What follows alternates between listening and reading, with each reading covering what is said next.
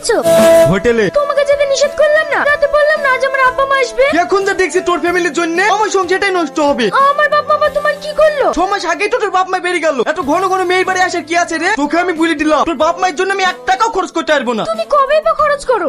কি বললি? আরেকবার তোর বাপ মায়ের পিছনে ওটা খরচ জানি 3 দিন ছিল 150 টাকা খরচ হয়েছে। ঠিক ঠিক রিপোর্ট লোক দেখেছি, তোমার মতো একটাও দেখিনি। তোর তো দেখছি খুব চ্যাটিং চ্যাটিং কথা হয়েছে। তোর দাঁত মুখ আমি ভেঙে দেবো। ভালো আছেন দুলা ভাই? হ্যাঁ ভালো আছি। তোমরা সবাই ভালো আছো? ভালো আছেন আব্বা? ভালো আছি বাপ। ভালো না থাকলে কি তোমাদের বাড়ি আসতে পারি? সে তো দেখি বুঝতে পারছি। যাও মা ঘরে কি বসো।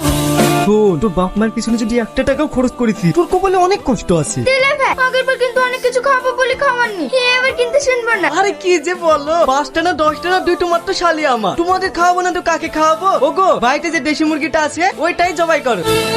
দেশি মুরগি বলেন কি ভাই? আমার তো দেশি মুরগির মাংস খেতে খুবই ভালো লাগে। আমি কিন্তু মুরগির মাংস খাইনি।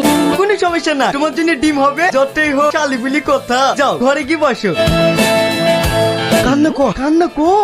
আরে আমার কি হবে গো, আমি তোকে কত ভালোবাসি, রাস্তায় আমাদের ছেড়ে চলে যাবে। কান্না করছো কেন? আমার শ্বশুর শাশুড়ি আগে না মুরগি আগে? আমি তোমাকে আবার মুরগি কিনে দেবো। ও মা গো, মাসে 20টা করে ডিম পারতো মা, আর আমাদের ডিম খাওয়াবে না। তোর কিছু হয়ে গেলে আমি বাঁচবো না।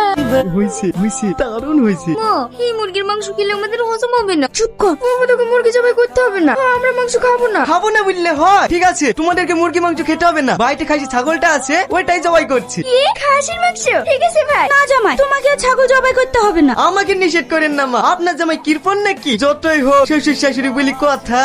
আমার দুলা ভাই কত ভালো। ঠিক আছে ঠিক আছে, ওগো তুমি এদিকে রেডি করো, আমি আসছি। কি সবিক ভাই, ছাগল নিয়ে কোথায় যাইছো? বাড়িতে শালিরা এসছে তো মাংস খাবো বললো, তাই ছাগলটা জবাই করতে নিয়ে যাচ্ছি। তাহলে ভালোই হলো, বাড়িতে ছোট একটা অনুষ্ঠান আছে, অল্প করে কিছু মাংস দিতে পারবা? না ভাই পারবো না, আমার বাড়িতে অনেক কুটুম আছে। তাহলে আর কি করবো, 700 টাকা কেজি মাংস, 800 টাকা হলেও দিতাম, কিন্তু কোথাও পাচ্ছি না।